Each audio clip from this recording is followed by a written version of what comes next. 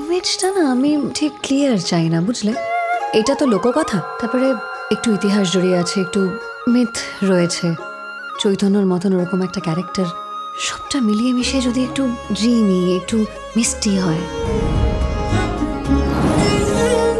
কিন্তু আপনার কেন মনে হচ্ছে মাস্টারমশাই এ যাবৎকাল আমরা যে গল্প শুনে এসেছি তা সত্য নয়?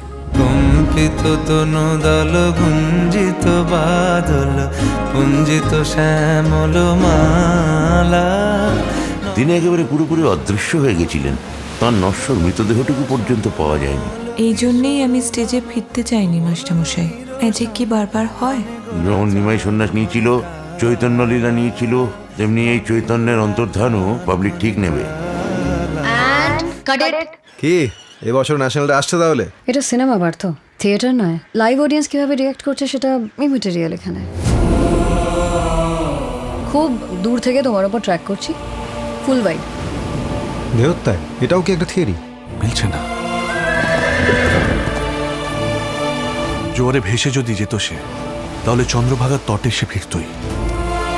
উড়িষ্যার রাজা চায় তাঁকে রাজগুরু বানাতে, প্রভু। সেনাপতি আবার চায় তাঁকে মেরে ফেলতে। আপনার ওই সচল জগন্নাথ চৈতন্য মহাপ্রভু রাষ্ট্র শত্রু। তুমি এখনো ছবির এন্ডিংই ঠিক করনি। সেই জন্য যেই যেই থিওরিগুলো আমার বিশ্বাসযোগ্য বলে মনে হয় সেগুলো আমরা শুট করে রাখবো, তারপর এডিটে দেখা যাবে। আপনারা বলছেন একজন জলজান্ত মানুষ মন্দির থেকে উবে গেল। সুপ্রস্তুত হয়ে এসেছি আমি, উত্তর না নিয়ে এখান থেকে যাবো না। চিয়ার্স!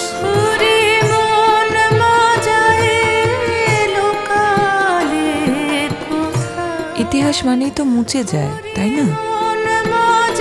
তা বলে বেশ্যা ভগবানের ভূমিকায় অভিনয় করবে?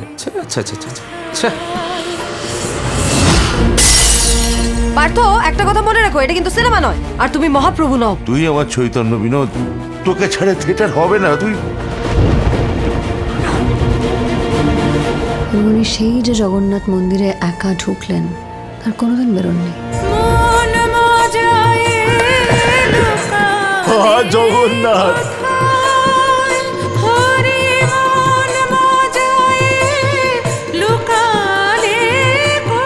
আমার নাম নটি বিনোদিনী।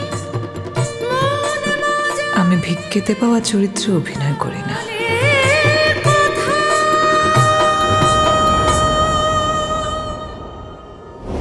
যুদ্ধ কখনো শান্তি এনে দেয় না, হিংসা কখনো পথ হতে পারে না।